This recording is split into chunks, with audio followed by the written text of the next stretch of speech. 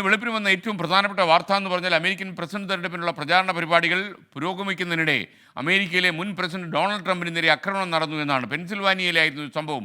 തെരഞ്ഞെടുപ്പ് റാലിക്കിടെ ഒരു അക്രമി വെടിയുതിർത്തു എന്നാണ് ഇപ്പോൾ ലഭിക്കുന്ന റിപ്പോർട്ട്. ട്രംപിൻ്റെ വലത് ചെവിക്ക് പരിക്കേറ്റുവെന്നും വാർത്തയുണ്ട്.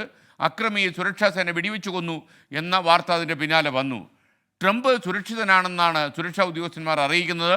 യഥാർത്ഥത്തിൽ ഈ സമയം അമേരിക്കൻ പ്രസിഡന്റ് ജോ ബൈഡൻ പ്രാർത്ഥനയിലായിരുന്നു. അദ്ദേഹം ഈ അക്രമത്തെ അപലപിച്ചു എന്നാണ് അമേരിക്കയിൽ നിന്ന് നമ്മുടെ 24 ബ്യൂറോ റിപ്പോർട്ട് ചെയ്യുന്നത്. ഇപ്പോൾ മധു കൊട്ടാരക്കര ഷിക്കാഗോയിലുണ്ട്. അദ്ദേഹം ഷിക്കാഗോയിൽ നിന്നും തത്സമയം ചേരുകയാണ്.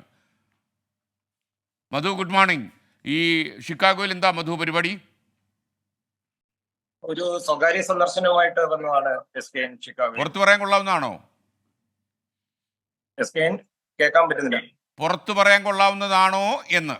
അല്ല, മുൻ ഫോമർ പ്രസിഡന്റ് ഡെന്നി വാച്ചാച്ചറയുടെ മകളുടെ വിവാഹമാണ്. അപ്പം എല്ലാ അമേരിക്കൻ മലയാളികളും ഈ സംഘടനാ നേതാക്കളും ഒക്കെ ഇവിടെ എത്തിയിട്ടുണ്ട്, മാധ്യമപ്രവർത്തകരും.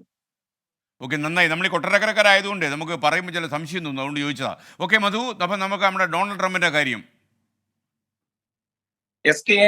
അല്പം മണിക്കൂറുകൾക്ക് മുമ്പ്, അതായത് പ്രാദേശിക സമയം ഏതാണ്ട് 6:15 പെൻസിൽവേനിയ ബട്ട്ലർ എന്ന് പറയുന്ന സ്ഥലത്തെ ഒരു തെരഞ്ഞെടുപ്പ് റാലിയിൽ ഡൊണാൾഡ് ട്രംപ് അഭിസംബോധന ചെയ്ത് സംസാരിക്കാൻ തുടങ്ങുമ്പോഴാണ് ഈ വെടിവെപ്പ് നടന്നത്. തുടർച്ചയായ വെടിശബ്ദം കേൾക്കാമായിരുന്നു. പെട്ടെന്ന് ഡൊണാൾഡ് ട്രംപ് താഴേക്ക് പോവുകയും പിന്നീട് അദ്ദേഹത്തെ സുരക്ഷാ ഉദ്യോഗസ്ഥർ എഴുന്നേൽപ്പിക്കുമ്പോൾ അദ്ദേഹത്തിന്റെ മുഖത്ത് രക്തമുണ്ടായിരുന്നു, അതുപോലെ ചെവിയിലും രക്തമുണ്ടായിരുന്നു. ട്രംപിന്റെ ഇത് സംബന്ധിച്ചുള്ള പ്രസ്താവന വന്നിട്ടുണ്ട്. ട്രംപ് പറയുന്ന പ്രതികരണം വെച്ച് നോക്കുകയാണെന്നുണ്ടെങ്കിൽ ഡൊണാൾഡ് ട്രംപ് തലനാരിഴയ്ക്ക് രക്ഷപ്പെട്ടെന്ന് വേണമെങ്കിൽ പറയാം. ഡൊണാൾഡ് ട്രംപ് പറയുന്നത് അദ്ദേഹത്തിന്റെ വലത് ചെവിയുടെ മുകൾ വശത്ത് ഒരു വെടിയുണ്ട ഏൽക്കുകയുണ്ടായി, പക്ഷേ അദ്ദേഹം സുരക്ഷിതനാണ്.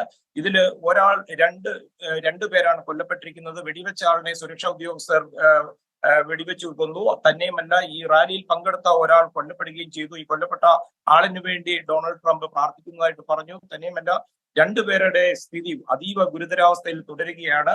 ജോ ബൈഡൻ അദ്ദേഹത്തിന്റെ സ്വന്തം സ്ഥലമായ ഡെൽവേറിൽ ഒരു ദേവാലയത്തിൽ കുർബാനയിൽ പങ്കുകൊണ്ടിരിക്കുമ്പോഴാണ് ഈ സംഭവം നടക്കുന്നത്. അപ്പോൾ തന്നെ ഇതേപ്പറ്റി ബൈഡനെ അറിയിക്കുകയും പിന്നീട് ബൈഡന്റെ പ്രതികരണം വരികയും ചെയ്തു.